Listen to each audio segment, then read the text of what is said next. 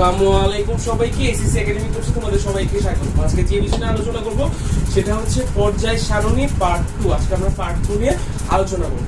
তো আলোচনা শুরু করার আগে কিছু ভাইয়ার বিভিন্ন কোশ্চেন ছিল, আগে আমরা কোশ্চেনগুলো একটু সলভ করে নিই, দেন যে আমাদের পার্ট 2 সেটা শুরু করি। এবং যারা যারা কোশ্চেন করেন নাই তারা অবশ্যই মনোযোগ দিয়ে দেখবেন, কারণ হয়তো আপনারা কেন কোশ্চেন করেন না, হয়তো বা আপনারা আমাকে কোশ্চেন করতে ভয় পান, অথবা আপনারা হচ্ছেন এক্সট্রা লেভেলের ব্রিলিয়েন্ট, আপনারা হয়তো বা এগুলো পারেন। ঠিক আছে, সমস্যা নেই, যারা পারে নাই তাদেরকে আমাদের তো বুঝাই দেওয়া লাগবে, তাই না?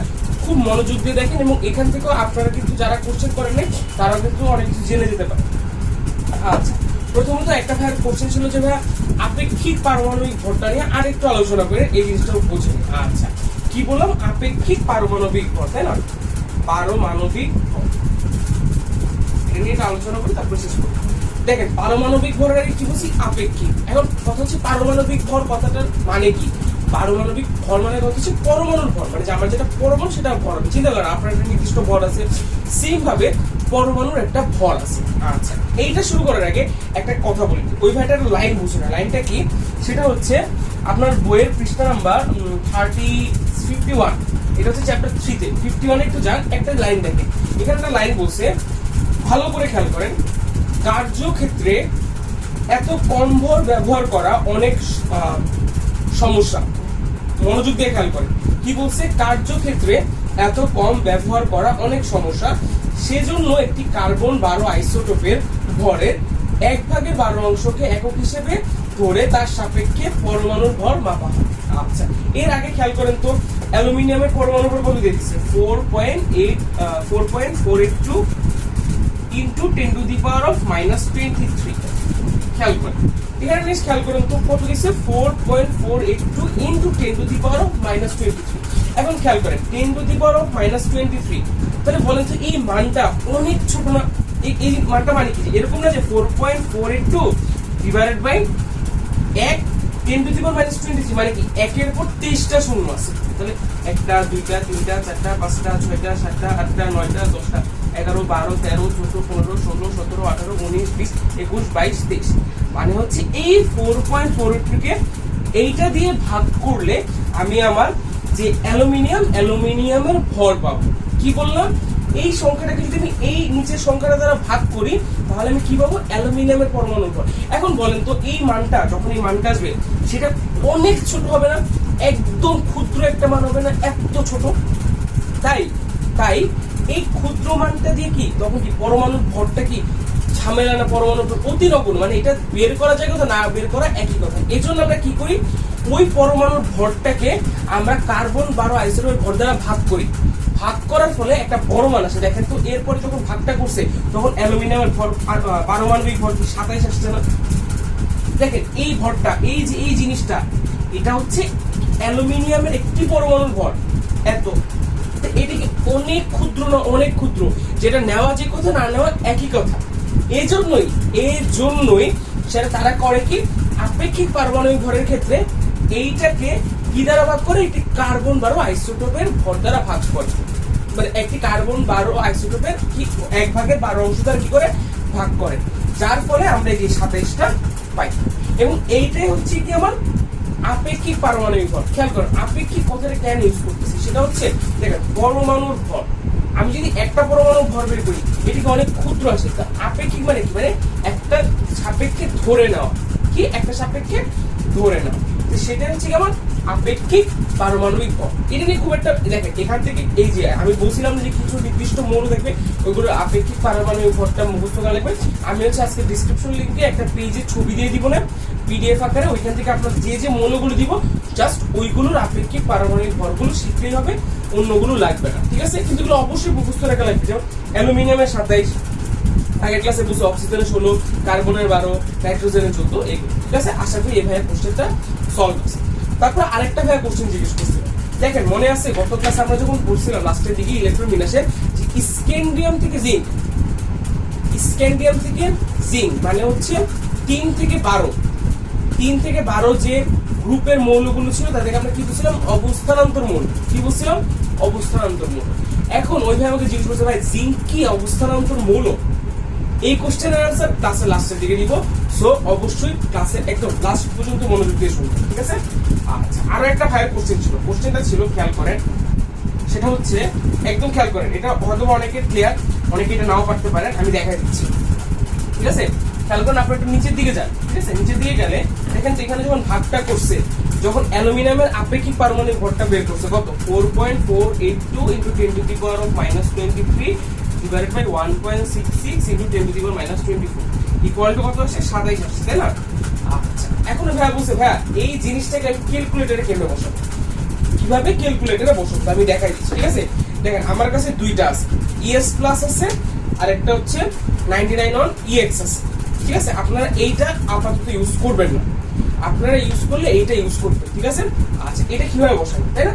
খেয়াল করেন 4 পয়েন্ট, এটা একটা হর আছে, এখানে একটা হর আছে, একটা লব আছে। এখন দেখেন ক্যালকুলেটরটা আমি ওপেন করলাম, এখন দেখেন তো এখানে একটা, আচ্ছা আবার এখানে একটা এরকম চিহ্ন আছে আপনাদের ক্যালকুলেটর, এই যে এই পাশে এরকম বাই এরকম একটা চিহ্ন আছে, ঠিক আছে? তো ফার্স্টে ওইখান দিয়ে, তাহলে দেখেন একটা হর আর লবের উপরে পার্ট চলে আসছে। এবার উপরের অংশে এই যে এইটা বসান, 4.482 লেখেন, 4.482 ইনটু দেখেন এটা কিন্তু 10 টু দি পাওয়ার অফ -23, তাহলে 10, দেখেন এখানে একটা আপনার কোন চিহ্ন বলতে দেখেন, এই যে এখানে x স্কয়ারের পাশে, দেখেন x স্কয়ারের পাশে এখানে একটা, আমার এটা আসলে অবস্থা খারাপ হয়ে গেছে, এরকম একটা চিহ্ন আছে, তো ওইটাতে দিক দিলে 10 এর উপরে একটা খালি বক্স চলে আসে, দেন ওইখানে -23 বসাই, তাহলে কিন্তু হয়ে গেল যে 4.482 10 টু দি পাওয়ার -23। এখন আপনি নিচেরটাতে যাবেন, তাহলে এই যে এখানে এই এটা দেখছেন বাটনটা, এটা এখানে ক্লিক করেন, তাহলে নিচে চলে যাবেন, হরে চলে যাবেন। এবার এই মানটা বসান, 1.66 into 10 to the power of -24, sorry আমি নিচেই যাই, একটা মিনিট, আমি আবার বসাচ্ছি 4.482 into 10 to the power of -23, দেন আমরা নিচে যাব, নিচে যাওয়ার পরে হচ্ছে নিচে যাওয়ার পরে কি দিব 1.66 into 10 to the power of -24, দেন বসাবো, দেখেন 27 চলে আসছে, ঠিক আছে? এগুলো আপনারা একটু টিপাটিপি করেন তাহলে হয়ে যাবে, ঠিক আছে? ক্যালকুলেটরে একটু কয়েকদিন ব্যবহার করেন তাহলে হবে। আর যদি কোনো সমস্যা হয় আপনারা ইউটিউবে টিউটোরিয়াল দেখতে পারেন, ইউটিউবে এইসব নিয়ে অনেক ধরনের ভিডিও আছে, ঠিক আছে? আর পরে যদি কোনো সমস্যা থাকে আমি তো আসছি, সমস্যা নেই, আমাকে বলবেন। আচ্ছা, তাহলে চলেন আজকে আমরা মেইন যে ক্লাসটা সেটা শুরু করে দিই। আচ্ছা, গতদিন আমরা কি শিখছি ভাই? ইলেকট্রন বিন্যাস, কিভাবে ইলেকট্রন বিন্যাসের মাধ্যমে আমি একটা আমার মৌলের এটা কত নাম্বার পর্যায়ে আছে, কত নাম্বার গ্রুপে আছে সেটা বের করা শিখে গেছি। আজকে আমরা কিছু ধর্ম বলবো, এবং এগুলো বারবার বলতেছি খুবই খুবই খুবই ইম্পর্টেন্ট, ভয়ানক লেভেলের ইম্পর্টেন্ট, এখান থেকে সৃজনশীল কোশ্চেন আসে, এই জন্য বলতেছি খুব বেশি ইম্পর্টেন্ট এবং খুব মনোযোগ দিয়ে দেখবেন, এগুলো খুবই বেসিক কথাবার্তা, ঠিক আছে? আচ্ছা, তো শুরু করবো কি মৌলের পর্যায়বৃত্ত ধর্ম। কি বললাম? মৌলের পর্যায়বৃত্ত ধর্ম। আর মৌলের পর্যায়বৃত্ত ধর্ম বলতে কি বুঝি খেয়াল করেন, আমাদের পর্যায় কয়টা আছে? 7টা। পর্যায় 1, পর্যায় 2, পর্যায় 3, পর্যায় 4, পর্যায় 5, পর্যায় 6, পর্যায় 7। গ্রুপ কয়টা আছে? 18টা। 1টা, 2টা, 3টা, 4টা, 5টা, 6টা, 7টা এবং 18টা। এখন পর্যায়বৃত্ত ধর্ম কথা মানে কি? মানে পর্যায় ভিত্তিক যে ধর্মটা আছে এটাই, তাই না? আচ্ছা, খেয়াল করেন, আপনি এটা গ্রুপ 1, দেন গ্রুপ 2, দেন গ্রুপ 3, এইভাবে যত বাম থেকে ডানে যাচ্ছে, তখন কি হবে? মৌলগুলোর বৈশিষ্ট্যের মধ্যে একটা চেঞ্জ আসবে। কি বললাম? মৌলগুলোর বৈশিষ্ট্যের মধ্যে চেঞ্জ আসবে। আবার যখন আপনি উপর থেকে নিচে নামবেন, মনে করেন এখন 1 নাম্বার মানে প্রথম পর্যায়ে প্রথম গ্রুপে আছে, দেন আপনি আবার দ্বিতীয় পর্যায়ে নামবেন, দেন তৃতীয় পর্যায়ে নামবেন, চতুর্থ পর্যায়ে, মানে কি উপর থেকে নিচে নামতেছে না, তখন কিন্তু ক্যারেক্টারিস্টিক্স বা ধর্মের মধ্যে চেঞ্জ আসা শুরু করে। ওকে, তাহলে এটা ছিল নরমালি মৌলের পর্যায়বৃত্ত, মানে আপনার পর্যায়বৃত্ত ধর্ম। ফার্স্টে যেটা শুরু করছে সেটা হচ্ছে ধাতব ধর্ম। সেটা কি? ধাতব ধর্ম। তাহলে কিভাবে ধাতব ধর্ম? ধাতব ধর্ম বলতে কি হবে, তাই না? ধাতব মানে কি? যে ধাতুর ধর্ম, এটাই তো। আচ্ছা, তাহলে আমি যদি বলি ধাতুর সংজ্ঞা, যদি আমি দিই, ধাতুর সংজ্ঞা কি? যে সকল মৌল চকচকে, বাড়ি দিলে আওয়াজ করে, তাপ ও বিদ্যুৎ পরিবাহী, এটাকে বলা হয় ধাতু, তাই না? তাহলে কি যাদের মধ্যে এই ধরনের বৈশিষ্ট্যগুলো আছে তারাই তো ধাতু হবে। আরো একটা সংজ্ঞা আছে, সেটা হচ্ছে যে সকল মৌল ইলেকট্রন কি করতে পারে? দান করতে পারে। যাদের মধ্যে ইলেকট্রন দান করার একটা প্রবণতা আছে। এখন কথা হচ্ছে ভাই, দান করার প্রবণতা, ইলেকট্রন কেমনে দান করবে, তাই না? জিনিসটা হচ্ছে আচ্ছা, আপনি একটা জিনিস চিন্তা করেন, একটা বিল্ডিং এর, হ্যাঁ, একটা বিল্ডিং এর মনে করেন একটা তালা, দুইটা তালা, তিনটা তালা, মোট তিনটা ফুল, একতলা ফুল, দুই তলা ফুল কমপ্লিট আছে। এখন মনে করেন তিন তলায় 10 জন থাকতে পারে, সাপোজ আমি বলতেছি, কিন্তু উদাহরণ হিসেবে বলতেছি যে তিন তলায় কয়জন থাকতে পারে, 10 জন। এখন ওই 10 জনের জায়গায় মাত্র একজন থাকে। এখন বলুন তো ওই একজন কি এখানে থাকতে চাবে? ও কি একা একা থাকার চেষ্টা করবে? সে কি করবে? এখান থেকে বের হয়ে যাওয়ার চেষ্টা করবে না? তখন কি একা থাকার চেয়ে না থাকা ভালো না? কি বললাম যে একতলা কমপ্লিট, দুই তলা ফুল কমপ্লিট, কিন্তু তিন তলায় যতজন থাকার কথা তার মধ্যে জাস্ট একজন আছে, তো সে তো খুব একাকিত্ব বোধ করবে, তাই না? তখন সে কি বের হয়ে যাওয়ার চেষ্টা করবে না? সেম ভাবে ইলেকট্রনের ক্ষেত্রেও তাই। যেমন আপনি চিন্তা করেন সোডিয়ামের ইলেকট্রন পারমাণবিক সংখ্যা কত? 11। এটা যদি আমি ইলেকট্রন বিন্যাস করি 1s2 2s2 2p6 3s1, খেয়াল করেন তো এগুলো কিন্তু ফুল কমপ্লিট, কিন্তু যখনই তৃতীয় শক্তি স্তরে গেল তখন এস অরবিটালে কয়টা ইলেকট্রন? একটা। বাট এস অরবিটালে কয়টা থাকে? কত? শুধু 2টা। তাহলে কি কম আছে না? তাহলে এই যে এই একটা ইলেকট্রন, সে কি খুব একাকিত্ব বোধ করে না? তাহলে কি সে ইজিলি কি ওই ঘর থেকে চাইলে বের হয়ে যেতে পারে না? সো এখান থেকে চাইলে সোডিয়াম তার বাইরের ইলেকট্রনটা কি করতে দিতে পারে? দান করে দিতে পারে। যার কারণে এই যে প্রথম গ্রুপটা, ফার্স্ট গ্রুপ, তাদের কি হচ্ছে মানে তোমার ধাতব যে ধর্ম সেটা কি বেশি, সেটা কি ধাতব ধর্ম বেশি। সো যত দেখেন এটা প্রথম গ্রুপ, আর এটা হচ্ছে মনে করেন 17তম গ্রুপ। এটা আমার কি সাইড? বাম সাইড না? আর এটা কি আমার ডান সাইড না? সো একটা পর্যায় সারণী, কি বললাম, একটা পর্যায় সারণীর বাম থেকে যত ডান দিকে যাওয়া যায়, কথাটা খেয়াল করে, একটা পর্যায় সারণীর বাম থেকে যত এদিকে যাওয়া যায় তত ধাতব ধর্ম হ্রাস পায়। কি বললাম? তত ধাতব ধর্ম হ্রাস পায়। এটা একটা অন্যতম বৈশিষ্ট্য। খেয়াল করেন কেন হ্রাস পাচ্ছে? সোডিয়ামের 11, তাই না? এখন চিন্তা করেন তো ক্লোরিনের কথা, চিন্তা করেন তো ক্লোরিনের পারমাণবিক সংখ্যা কত? 17 না? ক্লোরিনের পারমাণবিক সংখ্যা হচ্ছে 17। আপনি যদি ইলেকট্রন বিন্যাস করেন 1s2 2s2 2p6 3s2 3p5, খেয়াল করেন ওর পি অরবিটালে কয়টা ইলেকট্রন আছে? 5টা। নরমালি থাকা কথা ছিল কি কয়টা? 6টা। এখন আপনি আমাকে চিন্তা করেন, ওর যেহেতু মাত্র একটা ইলেকট্রনের ঘাটতি না, দেখেন তো ওর জাস্ট একটা ইলেকট্রন হলে কি ওর এই ফুল বাইরের ঘরটা, মনে করেন বাইরের ঘরে এখানে এই পি রুমটাতে 6টা মানুষ থাকার কথা, কিন্তু মানুষ আছে 5টা, জাস্ট একটা মানুষের অভাব না? ওরা কি কখনো তাদের ঘর ছাড়ার চেষ্টা করবে না? কারণ কি ওদের তো অলরেডি 5 জন আছে, জাস্ট একজন হইলেই হয়ে যায়, তাই না? একজন হলেই হয়ে যায়। তাহলে বলেন তো আমি কি বললাম যে ধাতু বলতে কি বোঝাচ্ছে? যে সকল মৌল ইলেকট্রন দান করতে পারে তাদেরকে আমি কি বলতেছি? ধাতু বলতেছি। খেয়াল করেন আপনার বই আছে, এক বা একাধিক মৌল ইলেকট্রন ত্যাগ করে ঘনত্ব আয়নে পরিণত হয় তাদেরকে ধাতু বলে। তাহলে দেখেন তো ও কি ইলেকট্রন দান করতে পারবে?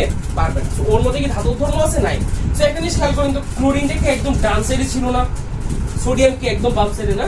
সো যত আমি একটা পর্যায় সারণীর বাম থেকে ডান দিকে যাব, আমার যে ধাতব ধর্ম বা ধাতুর যে ধর্মগুলো সেগুলো হ্রাস পেতে থাকবে। ইট মিনস এটা যদি ধাতু হয় এটা কি হবে? আশা করি বুঝতে পারছেন। এর পরেরটা গেলে বুঝা যাবে, ঠিক আছে? অবশ্যই এগুলো কি হবে? অধাতু হবে ভাই। অধাতু মানে কি? এদের ধাতুর ধর্ম বেশি, ওদের অধাতব ধর্মটা বেশি। এখন খেয়াল করো, আমাদের ফার্স্টেরটা কি ছিল? ধাতব ধর্ম। এবার আমরা পড়বো অধাতব ধর্ম। অধাতব ধর্ম, আচ্ছা এই জিনিসটা কি? যেহেতু এটা পড়ে ফেলছে, আশা করি ধাতব ধর্ম যেহেতু পড়ছি, অধাতব ধর্ম আপনারা বুঝে গেছেন। জিনিসটা কি? যে সকল মৌল উজ্জ্বল নয়, বাড়ি দিলে আওয়াজ করে না, তাপ ও বিদ্যুৎ সুপরিবাহী নয়, তাদের কি? অধাতু বলে। এটা একটা সংজ্ঞা। আর একটা সংজ্ঞা কি? যে সকল মৌল ইলেকট্রন গ্রহণ করে ঋণাত্মক আয়নে পরিণত হয় তাদেরকে বলা হয় অধাতু। আচ্ছা এখন একটা কথা বলি, ধনাত্মক আয়ন ঋণাত্মক আয়ন কথাটার মানে কি, তাই না? খেয়াল করে জিনিসটা, এগুলো কিন্তু খুব ইম্পর্টেন্ট। আচ্ছা ধনাত্মক মানে কি? পজিটিভ। ঋণাত্মক মানে কি? নেগেটিভ। আচ্ছা এটা তো বুঝে গেল। এখন বলেন তো, মনে করেন আপনি হচ্ছে আপনার ফ্রেন্ড সার্কেলের মধ্যে, ঠিক আছে, মনে করেন আপনার ফ্রেন্ড সার্কেলের মধ্যে সাপোজ চিন্তা করেন 10 টাকা প্রত্যেকদিন কাউকে দেন।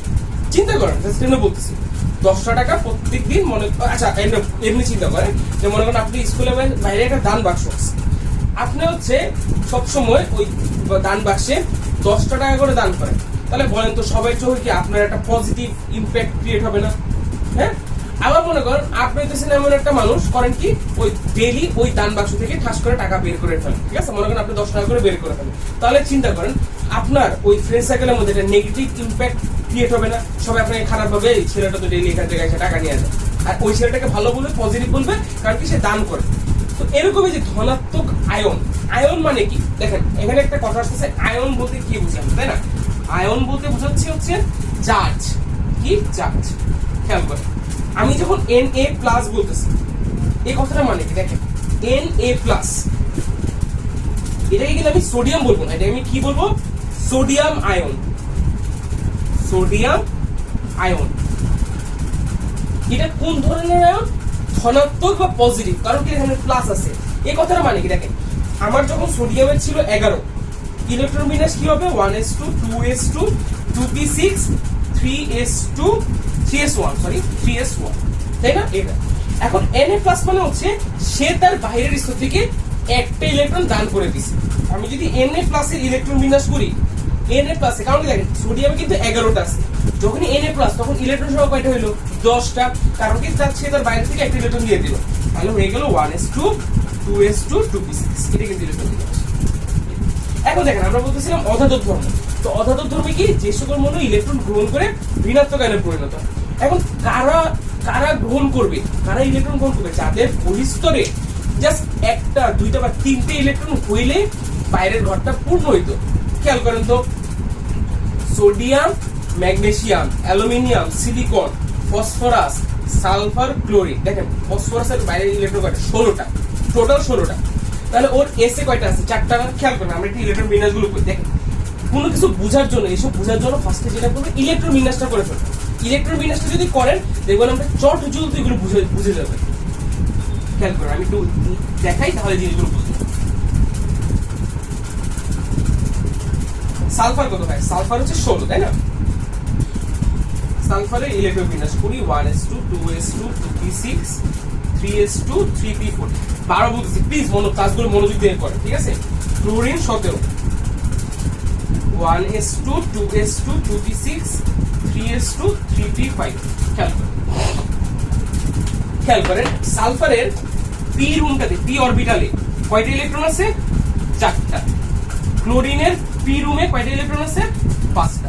দেখেন ওর কয়টা ইলেকট্রন দরকার? একটা না, তাহলে তো 3p6 হতো। ওর কয়টা ইলেকট্রন দরকার? একটা ইলেকট্রন দরকার। ওর কয়টা ইলেকট্রন দরকার? 2টা ইলেকট্রন দরকার। তাহলে দেখেন ও যদি 2টা মানুষ পাওয়া যায় আর ও যদি একটা মানুষ পাওয়া যায়, তাহলে কি এদের স্তরটা ফুলফিল হয়ে যাবে, ফুলফিল হয়ে যাবে। আবার আমরা একটু আগে বললাম কি অধাতু কাকে বলে? যারা ইলেকট্রন গ্রহণ করে ঋণাত্মক আয়নে পরিণত হতে পারে। সো ওরা কি করবে? ইলেকট্রন গ্রহণ করবে। তো কয়টা গ্রহণ করবে সালফার? 2টা। ক্লোরিন কয়টা গ্রহণ করবে? একটা। গ্রহণ করে তারা কি হয়ে যাবে? ঋণাত্মক আয়নে পরিণত হবে। তাহলে খেয়াল করেন তো, একটা জিনিস খেয়াল করেন, সেটা হচ্ছে সোডিয়াম। সোডিয়ামের মধ্যে কি কোনো অধাতব ধর্ম আছে? অধাতব ধর্ম নাই। সো পর্যায় সারণীর বাম থেকে যত ডান দিকে যাচ্ছি অধাতব ধর্ম তত বৃদ্ধি পাচ্ছে না। দেখেন ফার্স্টে কি বলছিলাম? বাম থেকে যত ডানে যাচ্ছি ধাতব ধর্ম হ্রাস পাইল, আর অধাতব ধর্ম কি হলো? তার উল্টাটা। ইট মিনস যত বাম থেকে ডানে যাচ্ছি অধাতব ধর্ম তত বৃদ্ধি পাচ্ছে। কি বললাম? অধাতব ধর্ম তত বৃদ্ধি পাচ্ছে। আশা করি ধাতব ধর্ম অধাতব ধর্মটা বুঝতে পারছেন। এখান থেকে একটা কথা বলে রাখি, এখান থেকে খুব ভালো মতো রিডিং করে রাখবেন, কারণ এখান থেকে ধাতব ধর্ম এবং অধাতব ধর্ম থেকে খুব একটা কোশ্চেন আসে না, একদম বাস্তব কথা। কোন জায়গা থেকে আসে ওগুলো এখন আমরা যাই নাই, একটু পরে দেখবো, ঠিক আছে?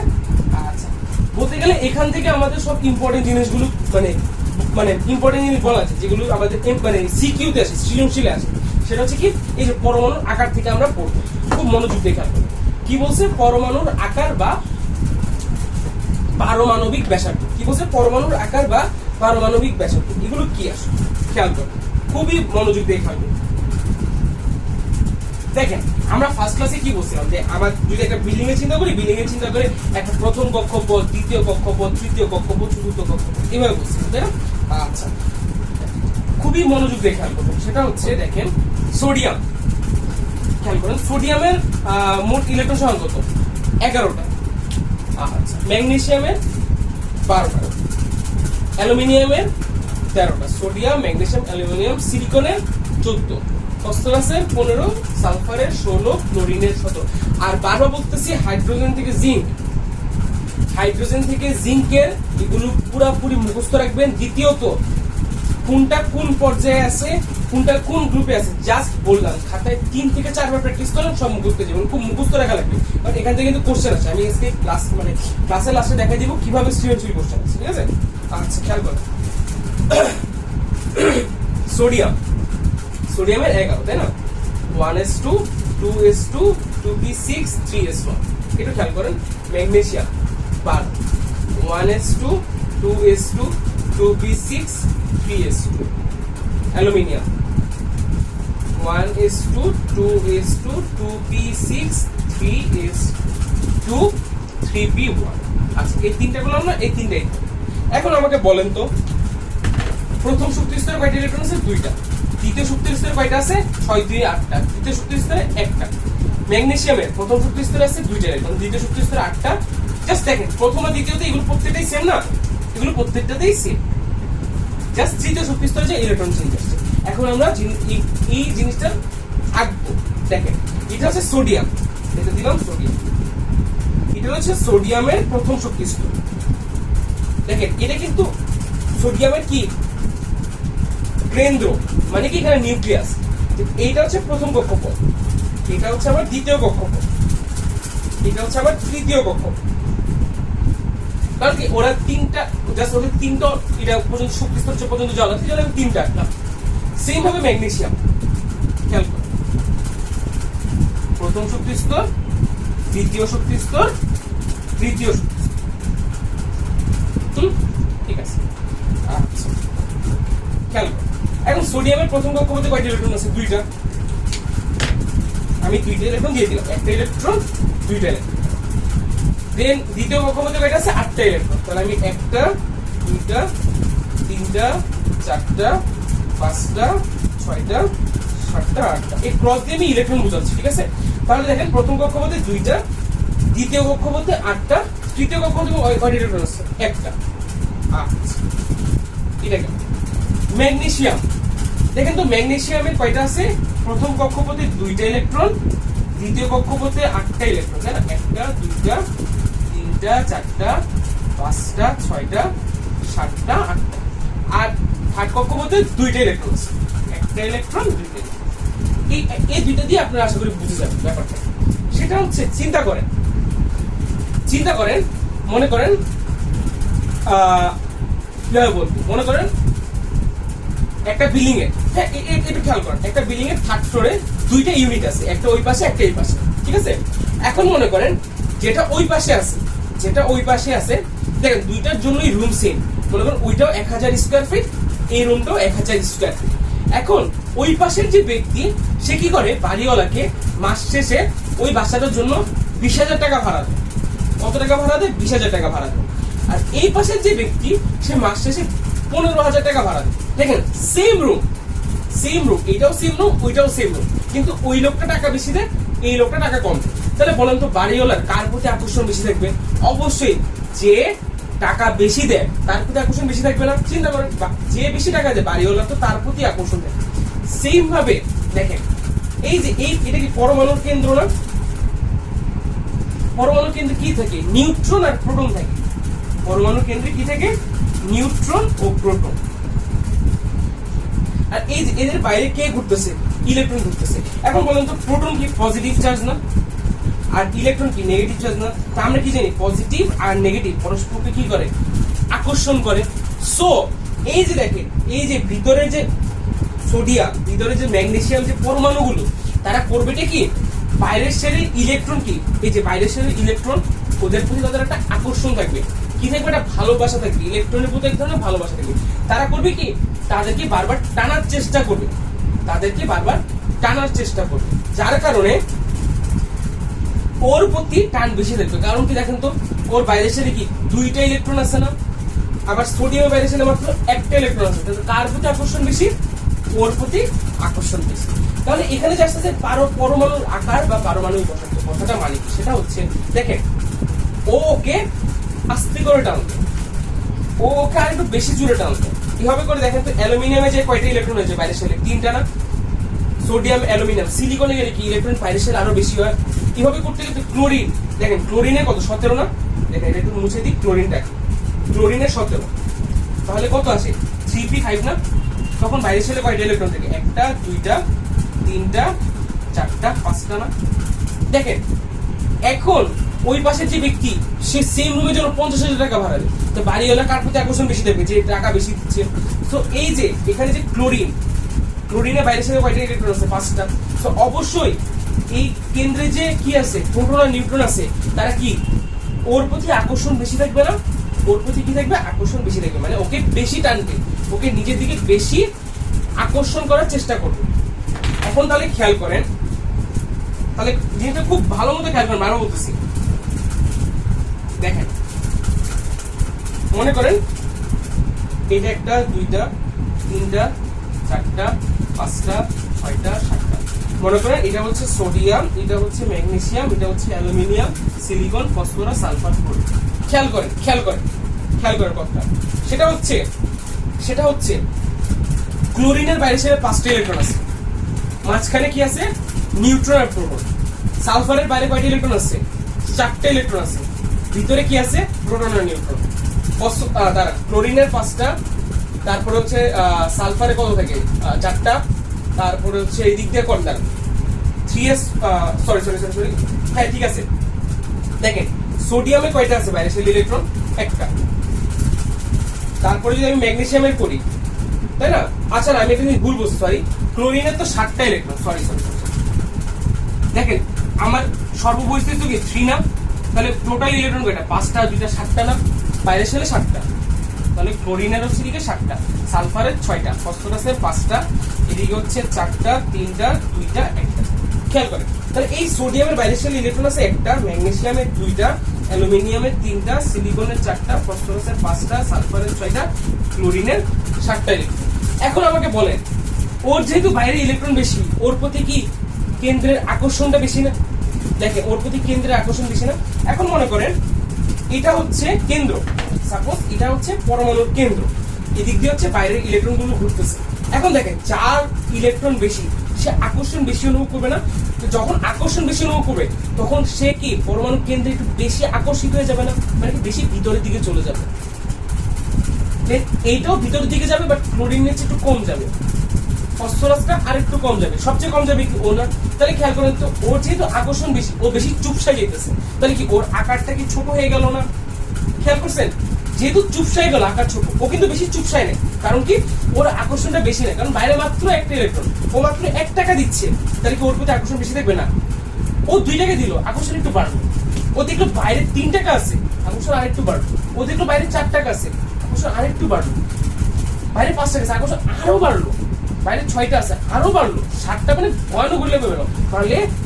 তাহলে পরমাণুর আকার কথাটা মানে কি দেখছেন? যত বাম থেকে ডানে যাচ্ছি পারমাণবিক আকার তত হ্রাস পাচ্ছে। দেখেন পারমাণবিক আকারটা কি পাচ্ছে, বা পারমাণবিক আকার বলবো না, পারমাণবিক ব্যাসার্ধটা কি হচ্ছে? হ্রাস পাচ্ছে। তাহলে আমি যদি এটা আঁকি, মানে আঁকি বলতে যদি ক্রমটা লিখি, ক্রমটা কিরকম হবে খেয়াল করেন, sodium, magnesium, aluminium, silicon, phosphorus, sulphur, chlorine, আর মানে হচ্ছে ওর আকার সবচেয়ে ছোট। আমি যদি বলি আকারের ক্রম, তাহলে কি এটা সবচেয়ে বড়, দেন এইটা, দেন এইটা, দেন এইটা, দেন এইটা, এইটা, এইটা, মানে কি ওর আকার সবচেয়ে বেশি বড়, মানে পারমাণবিক ব্যাসার্ধ, দেন ওর আরেকটু কম, সবচেয়ে কম কার আর্গনের, তাহলে কি এখানে সবচেয়ে বেশি, এভাবে দেখাচ্ছে না? এইটাই, ঠিক আছে? আচ্ছা খেয়াল করেন, আপনারা যদি নিচের দিকে যান তাহলে জিনিসগুলো আরেকটু ক্লিয়ার হবে, ঠিক আছে? যত বাম থেকে ডান দিকে যাওয়া যায় পারমাণবিক সংখ্যা তত বাড়তে থাকে, কিন্তু প্রধান শক্তি স্তর বাড়ে না। আচ্ছা এই জিনিসটা একটু ক্লিয়ার করি, সেটা হচ্ছে খেয়াল করে, আমি যদি বাম থেকে ডানে যাচ্ছি, শক্তি স্তর কিন্তু একটাই না। দেখেন তো তৃতীয় শক্তি স্তর না, সবগুলো ক্ষেত্রে দেখছেন তৃতীয় শক্তি স্তর, তৃতীয়। শুধু ব্যাপারটা কি হচ্ছে, কি বাড়তেছে? পারমাণবিক সংখ্যা বাড়তেছে, যার কারণে ওই যে কেন্দ্রের প্রতি আকর্ষণ বাড়তেছে, যার কারণে আকারটা হ্রাস পাচ্ছে, যার ফলে যত আমরা ওদিকে যাচ্ছি আকারটা তত হ্রাস পাচ্ছে বা কমে যাচ্ছে। সেম ভাবে একটু খেয়াল করেন প্লিজ,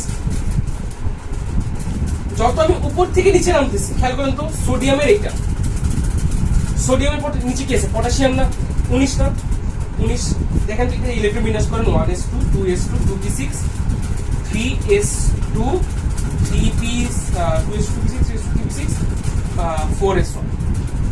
খেয়াল করেন পটাশিয়ামের সর্বশেষ শক্তি স্তর কত ছিল? 3। আর পটাশিয়ামের কত 4 না, তাহলে খেয়াল করেন তো পটাশিয়াম প্রথম শক্তি স্তর, দ্বিতীয় শক্তি স্তর, তৃতীয় শক্তি স্তর, চতুর্থ।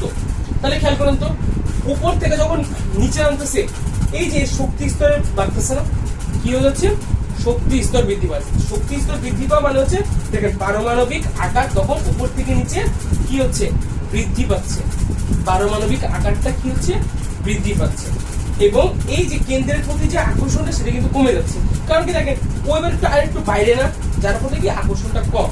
সো কি বুঝলেন, আমি আবারও বলতেছি পারমাণবিক আকার বা পারমাণবিক ব্যাসার্ধ বলতে যেটা বোঝাচ্ছে একটা পর্যায় সারণী যত বাম থেকে ডানে যাওয়া যায় পারমাণবিক আকার তত হ্রাস পায়, আর একই গ্রুপের উপর থেকে যত নিচে যাওয়া যায় পারমাণবিক আকারটা বৃদ্ধি পায়। কারণ কি দেখেন এখানে কিন্তু পারমাণবিক সংখ্যা কি চেয়ে পর্যায় সংখ্যাটা বৃদ্ধি পাচ্ছে না, এখানে 4টা, এরপরে নিচে যান দেখবেন পর্যায় মানে আরেকটা নতুন শক্তি স্তর চলে আসছে, অর্থাৎ 5 চলে আসছে, এরপর আবার নিচে যান আরেকটা নতুন পর্যায়ে চলে আসছে।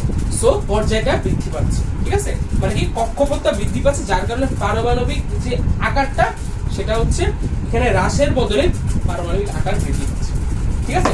আচ্ছা তাহলে এটা যদি যায় এরপরে আমরা যেটাতে যাব সেটা হচ্ছে আয়নীকরণ শক্তি, ইলেকট্রন আসক্তি এবং তড়িৎ ঋণাত্মকতা। এই তিনটা জিনিস দেখেন, আয়নীকরণ শক্তি, ইলেকট্রন আসক্তি, তড়িৎ ঋণাত্মকতা খুব বেশি ইম্পর্টেন্ট, প্লিজ বারবার বলছি মনোযোগ দিয়ে খেয়াল করুন। এই তিনটা বলে রাখি আমি সবাই আগে তড়িৎ ঋণাত্মকতা নিয়ে আলোচনা করব।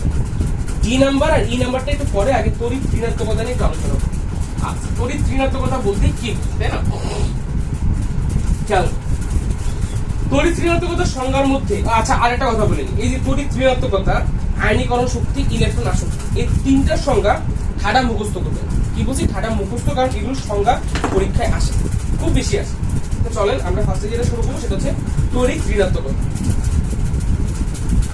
কি কি আছে আয়নীকরণ শক্তি, ইলেকট্রন শক্তি, তড়িৎ ঋণাত্মকতা। আমি আগে তড়িৎ ঋণাত্মকতা নিয়ে কথা বলবো।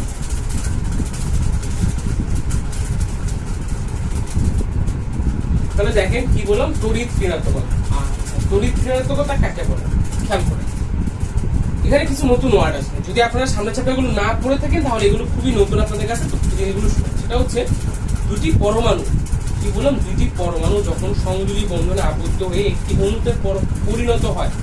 কি বললাম দুটি পরমাণু যখন সংযোজী বন্ধনের মাধ্যমে আবদ্ধ হয়ে একটি অণুতে পরিণত হয় তখন অণু পরমাণুগুলোর দিকে ইলেকট্রন আকর্ষিত হয়। এই যে এই আকর্ষণ এটাকে বলা হয় তড়িৎ ঋণাত্মকতা, ঠিক আছে। আমার সংজ্ঞাটা প্রপারলি না হইতে পারে, বই সংজ্ঞাটা ভালো করে খেয়াল করবেন। আমি কি বললাম বারবার বুঝি সংজ্ঞাটা কিন্তু বই যেটা আছে সেটা একদম ঠাডা মুখস্থ করা আছে। এখানে দুইটা কথা আসছে, একটা কথা আসছে সেটা হচ্ছে কি সমযোজী বন্ধন, ঠিক আছে, সমযোজী বন্ধন। যা এখনো যদি যারা 9-এ আছে আশা করি এগুলো পড়েন নাই, আমি ধরে নিলাম কেউ এটা জানে না যে সমযোজী বন্ধন জিনিসটা। সমযোজী বন্ধন কথাটা মানে হচ্ছে ইলেকট্রন শেয়ার। কি বললাম সমযোজী বন্ধন কথাটা মানে কি, সমযোজী বন্ধন ইলেকট্রন শেয়ার, ইলেকট্রন শেয়ার। সংযোজী কথাটা মানে কি ভাই ইলেকট্রন শেয়ার করা, মানে হচ্ছে ইলেকট্রন শেয়ারের মাধ্যমে আমি যে বন্ধনটা গঠন করবো সেটাকে বলা হয় সমযোজী বন্ধন।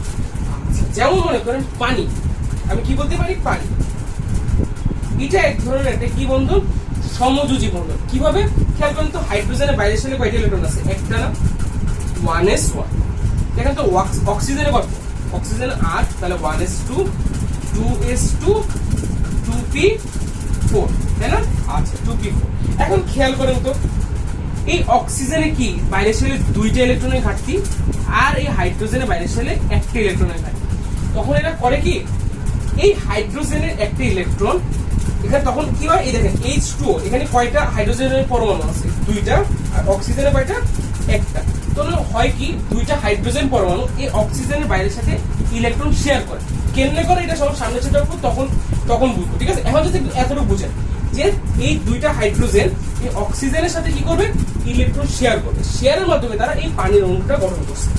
ওকে এতটুকু। এখন এই যে তড়িৎ ঋণাত্মকতা, আমি কি বলতেছি তড়িৎ ঋণাত্মকতা, এই জিনিসটা হচ্ছে দেখেন এখানে H2 একটা বন্ধন গঠন করছে না ইলেকট্রন শেয়ারের মাধ্যমে, এখন এই ইলেকট্রনগুলো যখন শেয়ার করলো, ইলেকট্রনগুলো এদের মধ্যে শেয়ার হয়ে যখন এই বন্ধনটা গঠন হলো তখন ইলেকট্রনগুলো এই অক্সিজেন অথবা এই হাইড্রোজেন যে কোনো একটার প্রতি একটু অতিরিক্ত আকর্ষণ অনুভব করবে। কি বললাম আচ্ছা, এটা সবচেয়ে ভালো উদাহরণ কি জানেন? মনে করেন আপনারা দুইটা ফ্রেন্ড মিলে একটা নতুন ব্যবসা শুরু করবেন, ঠিক আছে? আমি কি বললাম, আপনারা দুইটা ফ্রেন্ড মিলে একটা ব্যবসা শুরু করবেন। সাপোজ চিন্তা করেন ওই ফ্রেন্ডও 50 টাকা দিছে, আপনিও 50 টাকা দিলেন, 100 টাকা।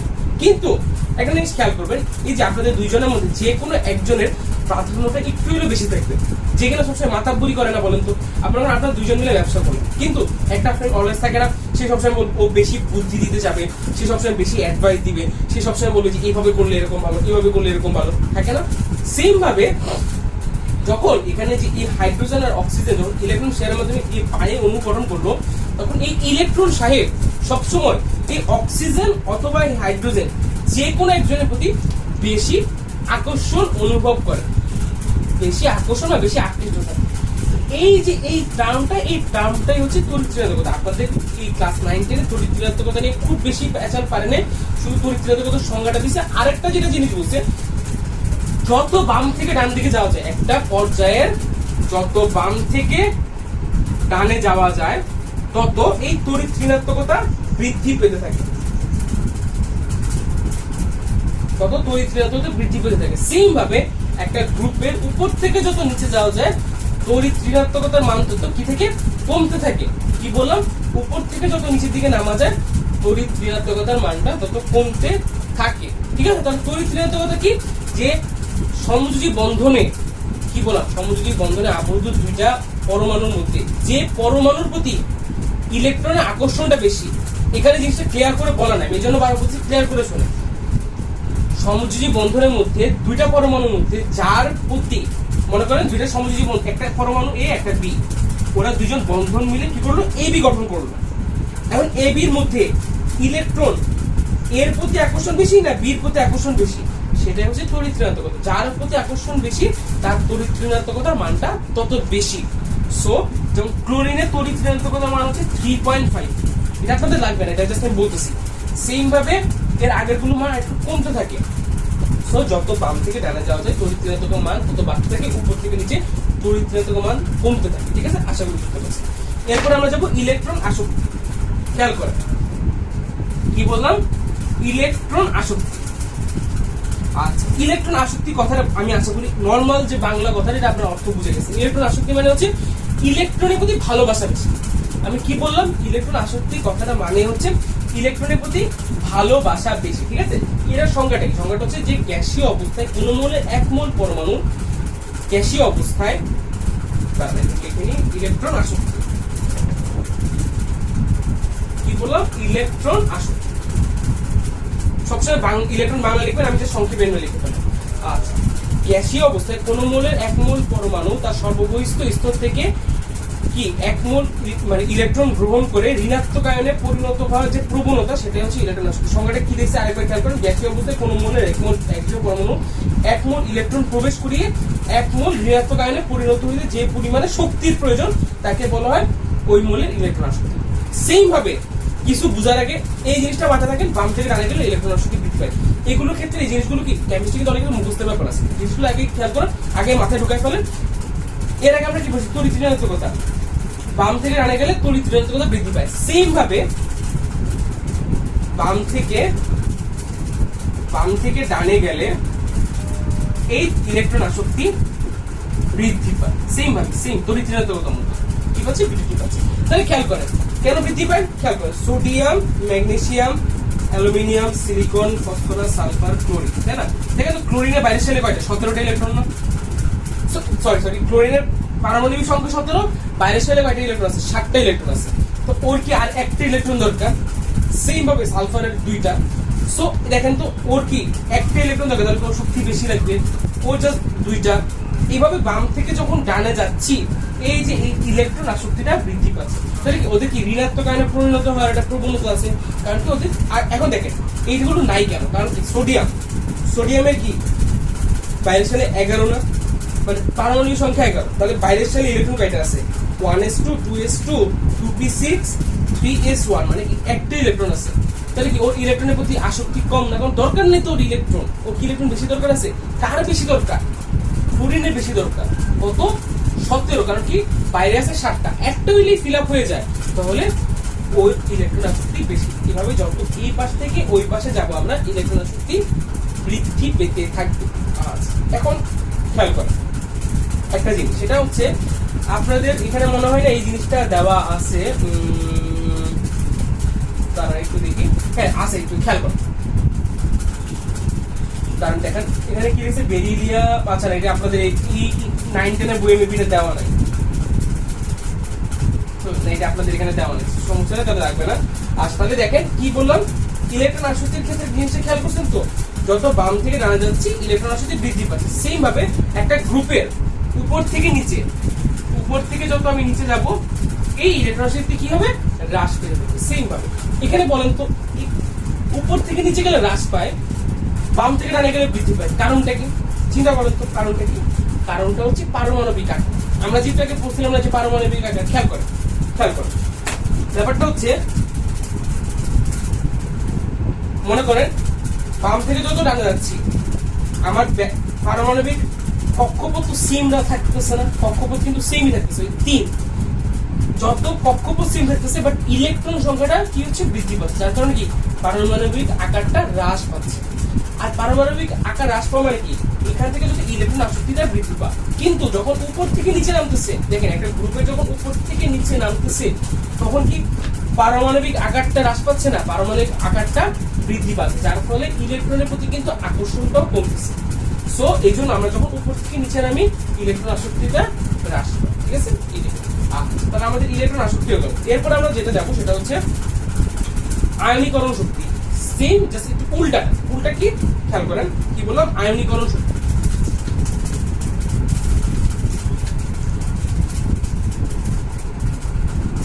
আয়নীকরণ শক্তি, আয়নীকরণ শক্তি কি সেম ভাবে গ্যাসীয় অবস্থায় কোন মৌলের এক মোল পরমাণু তার সর্ববৈশিষ্ট্য থেকে একটি করে ইলেকট্রন দান করে। আগেরটা ইলেকট্রন কি করছে, আমরা গ্রহণ করছি। দেখেন আগেরটাতে আমরা করছি কি ইলেকট্রন আসক্তি, মানে ইলেকট্রনের প্রতি ভালোবাসার জন্য আমরা ইলেকট্রন গ্রহণ করছি। আর আয়নীকরণ শক্তিতে আমরা কি করবো, ইলেকট্রনটাকে দান করে দিব। ইলেকট্রন কি করে দিব, দান করে দিব। দান করে ঘনত্বকরণে পরিণত হতে যে পরিমাণে শক্তি বিমুক্ত হয়, তাই না, তা কি বলা হয়, শক্তি প্রয়োজন হয়, তাকে বলা হয় আয়নীকরণ শক্তি। খেয়াল করেন সোডিয়াম এখন কি বাম থেকে ডানে গেলে কি আয়নীকরণ শক্তি বৃদ্ধি পাচ্ছে না কমতেছে, এই জিনিসটা খেয়াল করেন। সেম ভাবে আবার আগের মতো বাম থেকে যত ডানে যাব আমার আয়নীকরণ শক্তি বৃদ্ধি পাবে। খেয়াল করেন কেন বৃদ্ধি পাবে, তাই না? খেয়াল করেন। আচ্ছা, আয়নীকরণ শক্তিটা মানে কি আমি ইলেকট্রন দান করতেছি। খেয়াল করেন sodium 11, magnesium 12, sodium, magnesium, aluminium, silicon, phosphorus 13, 14, 15, 16, 17, phosphorus, sulphur, chlorine. খেয়াল করুন বাম থেকে ডানে আয়নীকরণ শক্তি বৃদ্ধি পাবে। দেখেন আয়নীকরণ শক্তির সংখ্যাটা আরেকবার খেয়াল করুন। গ্যাসীয় অবস্থায় কোন মৌলের এক মোল পরমাণু তার সর্ববৈশিষ্ট্য থেকে একটি করে ইলেকট্রন দান করে ধনাত্মক আয়নে পরিণত হতে যে পরিমাণ শক্তির প্রয়োজন, যে পরিমাণ কি বলছি, শক্তি। তাহলে একটা জিনিস খেয়াল করেন, সোডিয়ামের বাইরের শেলে একটা ইলেকট্রন আছে, তাহলে ও যদি ইলেকট্রন দান করতে চায় ওর কি শক্তি খুব বেশি প্রয়োগ করা লাগবে, জাস্ট একটা দিয়ে দিই। তারপরে ম্যাগনেসিয়াম বাইরে কয়টা আছে ভাই, 2টা ইলেকট্রন, তো ওর ইলেকট্রন দান করতে কি আর একটু শক্তি লাগবে না? সেম ভাবে অ্যালুমিনিয়াম, ওর কি দিতে আরেকটু বেশি শক্তি লাগবে। দেন সিলিকন, শক্তি আরেকটু লাগবে। দেন ফসফরাস, শক্তি আরেকটু বেশি লাগবে। দেন সালফার, শক্তি আরেকটু বেশি লাগবে। ক্লোরিনের শক্তি অনেক বেশি লাগবে না, কারণ কি দেখেন ওর বাইরের শেলে ইলেকট্রন গুলো জাস্ট একটা ইলেকট্রন দরকার, ওর কি দান করার দরকার আছে? ওর কিন্তু দান করার দরকার নেই, তাও সে দান করতেছে। তো দান করতে কি তার অনেক বেশি ফোর্স প্রয়োগ করা লাগবে না? সো আমি যখন বাম থেকে ডানে যাব আমার এই আয়নীকরণ শক্তিটা বৃদ্ধি পাবে, আয়নীকরণ শক্তি বৃদ্ধি পাবে। সেম ভাবে আমি যখন গ্রুপের উপর থেকে নিচে যাব আয়নীকরণ শক্তি তত হ্রাস পাবে, তত আয়নীকরণ শক্তি হ্রাস পাবে। আচ্ছা, এইটা বলার আগে একটা জিনিস বলে নিই, সেটা মেবি আপনাদের এখানে নাই, সেটা হচ্ছে দেখেন দ্বিতীয় পর্যায়ে কি আছে, hydrogen, helium, lithium, beryllium, boron, carbon, nitrogen, oxygen, chlorine, তাই না? সেম ভাবে এখানে কি আছে, sodium, magnesium, aluminium, silicon, phosphorus, sulphur, chlorine, আর আর্গন লাগবে না, ক্লোরিন, তাই না?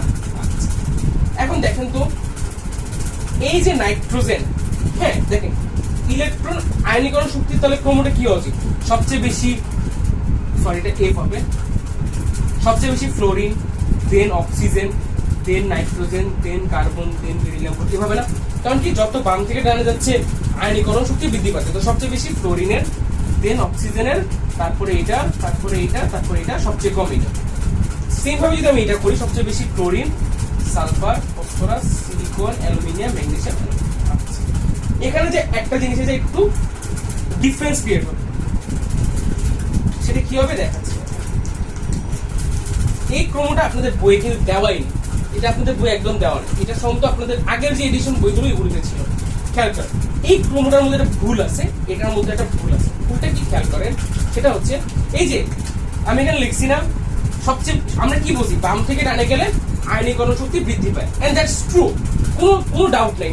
কিন্তু এখানে একটা ডাউট আছে, ডাউটটা কি খেয়াল করেন, এই নাইট্রোজেন আর অক্সিজেন, এখানে কি লেখা যে অক্সিজেন আয়নীকরণ শক্তি নাইট্রোজেনের চেয়ে বেশি এবং নাইট্রোজেন আয়নীকরণ শক্তি অক্সিজেনের চেয়ে কম, তাই না? এই চিহ্নের মাধ্যমে তাই হচ্ছে, বাট এটা ভুল। ভুল কেন? এখানে নাইট্রোজেনের আয়নীকরণ শক্তি অক্সিজেনের চেয়ে বেশি। এখন আপনার মাথায় আসতে পারবে আপনি কি বললেন, আপনি তো বলেন বাম থেকে ডানে গেলে বৃদ্ধি পায়, তাহলে তো অক্সিজেন তো নাইট্রোজেনের ডানে, তাহলে অক্সিজেনের বেশি, নাইট্রোজেনের কেন? নাইট্রোজেনের কম হওয়া উচিত, আপনি কেন বললেন নাইট্রোজেনের বেশি? খেয়াল করেন কেন। নাইট্রোজেন পারমাণবিক সংখ্যা 7 না, তাহলে কত 1s2 2s2 2p3। অক্সিজেনের কত 8 না, 1s2 2s2 2p4। খেয়াল করেন আমি যদি কি বলছি, একটা পরমাণু তখন স্টেবল যখন সেটা পরিপূর্ণ থাকে বা অর্ধপূর্ণ থাকে। এখন মনে করেন এখানে যদি 2p6 থাকতো তাহলে এটা কি পরিপূর্ণ, আর অর্ধপূর্ণ কখন, যখন সেটাতে 2p3 থাকতো। তাহলে দেখেন তো এটা কি 2p3 লেখা নেই, এখানে 2p3 না, তাহলে কি অর্ধপূর্ণ, আর এখানে 2p4, তাহলে কি অর্ধপূর্ণ। তো আমি কি বলছি, পরিপূর্ণ বা অর্ধপূর্ণ থাকলে সেটা কি বেশি, স্টেবিলিটি বা স্থিতিশীলতা বেশি। কি বললাম, স্থিতিশীলতা বেশি। এখন দেখেন এই নাইট্রোজেনের যেহেতু স্টেবিলিটি বা স্থিতিশীলতা বেশি, তাহলে ও থেকে ইলেকট্রন দান করা অনেক বেশি কষ্টদায়ক না? মনে করেন একটা মানুষ, মনে করেন একটা লোক একটা এলাকাতে আধিপত্য বিস্তার করে, রাজত্ব বেশি, আর একটা লোকের আধিপত্য ওই লোকের চেয়ে কম, তাহলে কাকে ওই এলাকা থেকে উঠানো কষ্ট হবে, যার আধিপত্য বেশি। সো এই নাইট্রোজেনের যেহেতু স্টেবিলিটি বেশি, তো নাইট্রোজেন থেকে ইলেকট্রন দান করা কষ্ট বেশি। সো ক্রমটা হবে, এগুলো ব্যতিক্রম, ক্রমটা হবে এখানে অক্সিজেন, এখানে নাইট্রোজেন। দেখেন এগুলো একটু বুঝাটা, এগুলো যদি এগুলো বুঝে রাখেন, কখনো যদি পরীক্ষা দিয়ে দেয় যাতে আপনারা পারেন, আমি এই জন্য দেখাচ্ছি। সেম ভাবে এখানে ভুলটা কিছু বলেন, এটা আপনারা নিজেরা চিন্তা করেন, একটু টাইম দিন, ঠিক আছে? খেয়াল করেন, আশা করি আপনারা বুঝে গেছেন, আমি দেখাচ্ছি।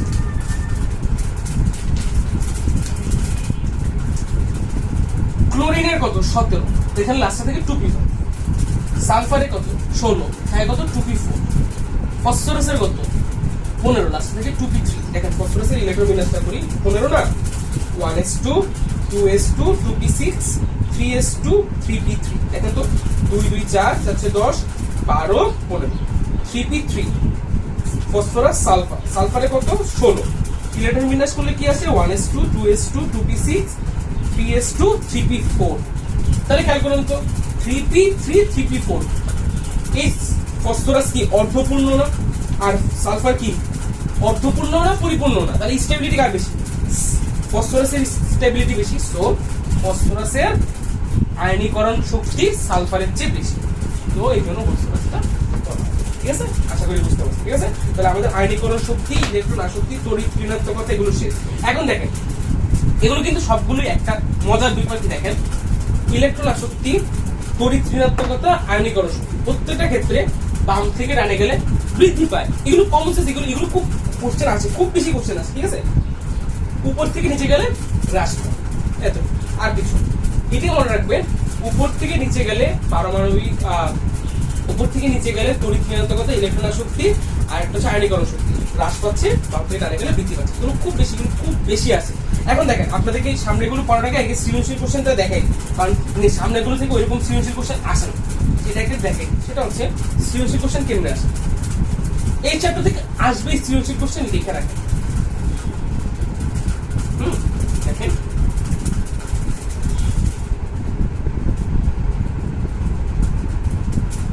এটাই আমার জানা,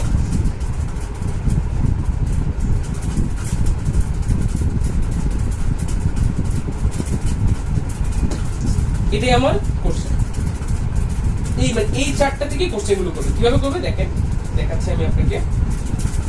এটাকে বলে দিবে পর্যায় 3। কত লিখে দিয়েছে? পর্যায় 3। উপরে লিখে দিল গ্রুপ, এটা হচ্ছে 1, এটা হচ্ছে 2, এখান থেকে বলে দিল 13, এটা বলে দিল 17, এটার নাম দিয়ে দিল এ, এটা দিল বি, এই পাশে দিয়ে দিল এক্স, এটা হচ্ছে ওয়াই, এটা হচ্ছে শেষ। এখন দেখেন কোশ্চেনগুলো এরকম থাকবে। এখন এই সৃজনশীলটা কমপ্লিট করতে হলে আমাদের সামনের চ্যাপ্টার আগে পড়া লাগবে, কারণ কি সামনের চ্যাপ্টার পড়া ছাড়া হবে না। যেমন মনে করেন কোশ্চেনটা এভাবে দিতে পারে যে সাপোজ চিন্তা করেন যে পর্যায় 3-এর কি বললাম, পর্যায় 3-এর আয়নীকরণ শক্তি ও ইলেকট্রন শক্তি ব্যাখ্যা করো। দেখেন আগে আপনাকে বের করা লাগবে পর্যায় 3-এ কি কি আছে। দেখেন এখানে পর্যায় 3-এর প্লাস গ্রুপ 1-এর এই প্রমাণটা কি হয় বলেন তো? এটা সোডিয়াম না, এটা সোডিয়াম, তাহলে আপনাকে লিখে রাখলেন কি এটা সোডিয়াম। আচ্ছা এটা কি ম্যাগনেসিয়াম। দেখেন এখন কিন্তু আপনি সোডিয়াম ম্যাগনেসিয়াম, এরপরে কিন্তু খাস করে গ্রুপ 13 দিয়ে দিচ্ছে। তো গ্রুপ 13-তে কি আছে বলেন তো? Sodium magnesium aluminium. গ্রুপ 13 14-তে কি আছে? Silicon, phosphorus, sulphur, chlorine. আচ্ছা এটা গ্রুপ হচ্ছে 18।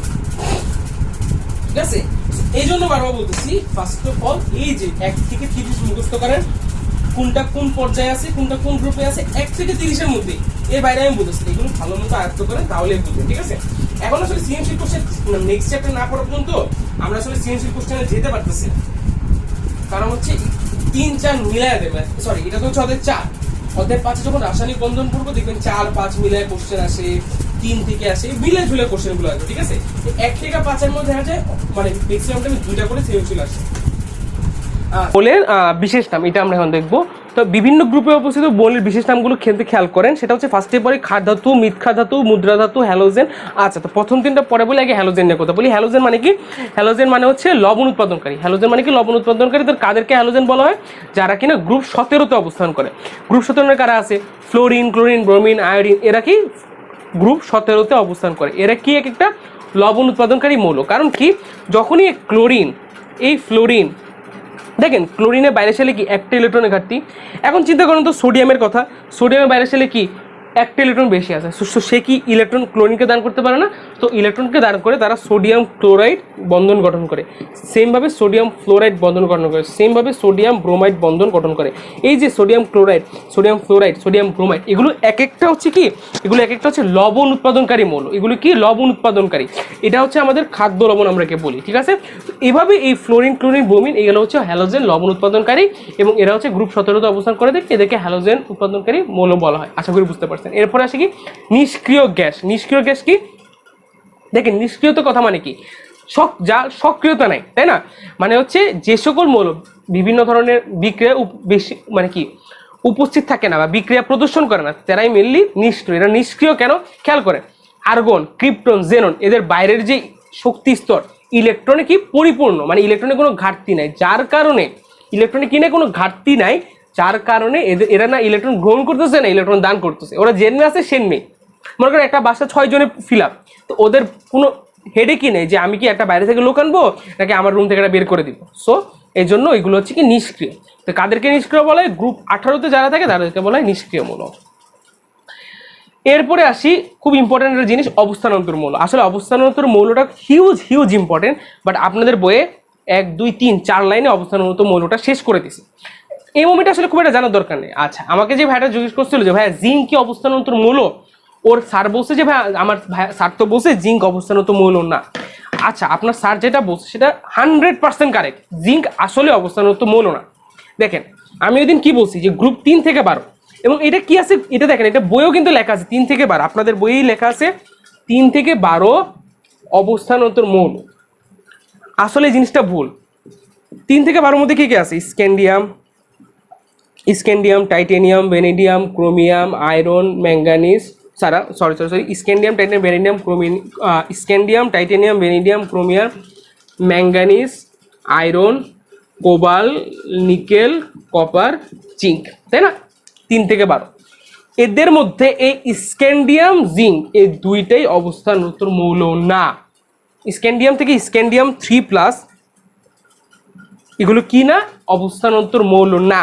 বাট ইভেন অবস্থানত মৌলের সংজ্ঞা আপনাদের বই কি লিখছে 3 থেকে 12, এটা পুরোপুরি একটা ভুল সংজ্ঞা। মেইন সংজ্ঞাটা এটা না। সো এখন কথা হচ্ছে মেইন সংজ্ঞাটা কি, জিঙ্ক কেন অবস্থানত মৌল না, স্ক্যান্ডিয়াম থেকে স্ক্যান্ডিয়াম 3+ কেন অবস্থানত মৌল না, এই মোমেন্টে জানার দরকার নেই। কারণ হচ্ছে এগুলো থেকে রিলেটেড 9, 10 কোনো কোশ্চেন আসে না। যখন ইন্টারভিউ উঠবেন তখন এগুলো নিয়ে আমরা ডিটেলসে আলোচনা করবো, ঠিক আছে? বাট এই মোমেন্টে আপনাকে এটা মাথায় রেখেন যে আমি বললাম জিঙ্ক অবস্থানত মৌল না, বাট পরীক্ষা অবশ্যই 3 থেকে 12 অবস্থানত মৌল, এটা মাথায় রাখবেন। অর্থাৎ জিঙ্ক অবস্থানত মৌল, এই মোমেন্ট এটা আপনাকে একটু মাথায় রাখা লাগবে। কারণ কি?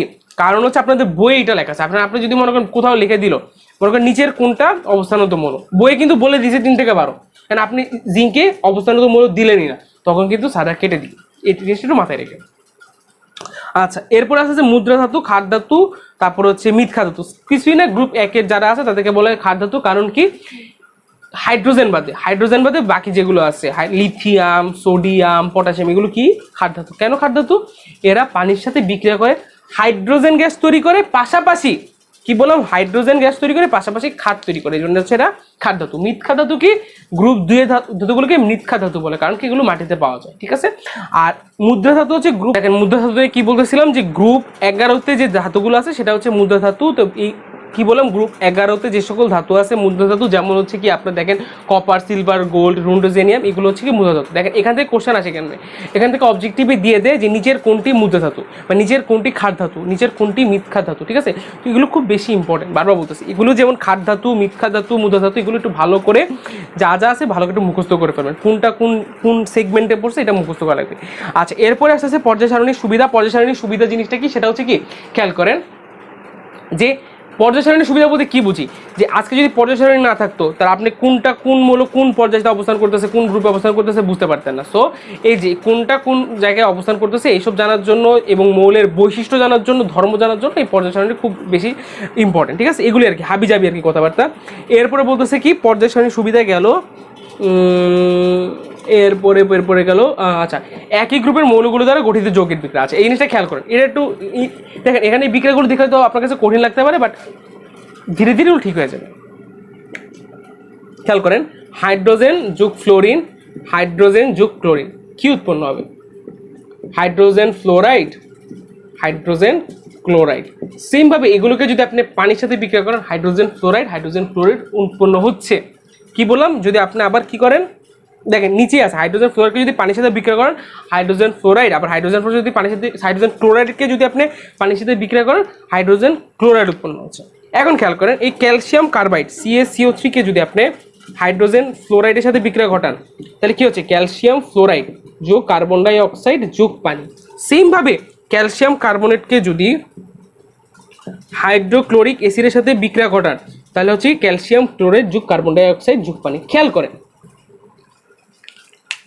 দেখেন এই দুইটা বিক্রিয়াতে এখানে কার্বন ডাই অক্সাইড যোগ পানি, কার্বন ডাই অক্সাইড যোগ পানি, দেখেন এখানে ক্যালসিয়াম ক্যালসিয়াম, জাস্ট এখানে ফ্লোরিন আসছে, ক্লোরিন আসছে। তাহলে এই যে বিক্রিয়াগুলি কি অলমোস্ট সেম না?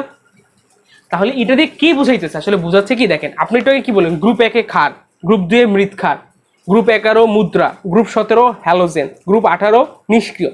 তো এগুলো হচ্ছে কি প্রত্যেকটা গ্রুপের ক্ষেত্রে, দেখেন ফ্লোরিন, ক্লোরিন, ব্রোমিন, এটা কি একটা গ্রুপে পড়ছে না 17 নং গ্রুপে। প্রতিটা গ্রুপের ক্ষেত্রে যে বৈশিষ্ট্য ধর্ম এগুলো অলমোস্ট সেম হয়, এগুলো সবগুলোই সেম, শুধু তফাৎটা কি হতে পারে, উপরে যদি আয়নীকরণ শক্তি বা ইলেকট্রন শক্তি বেশি আস্তে আস্তে গ্রুপের ক্ষেত্রে কমতে থাকে, পর্যায়ের ক্ষেত্রে বাম থেকে ডানের ক্ষেত্রে বাড়তে থাকে, এগুলোই আর কি।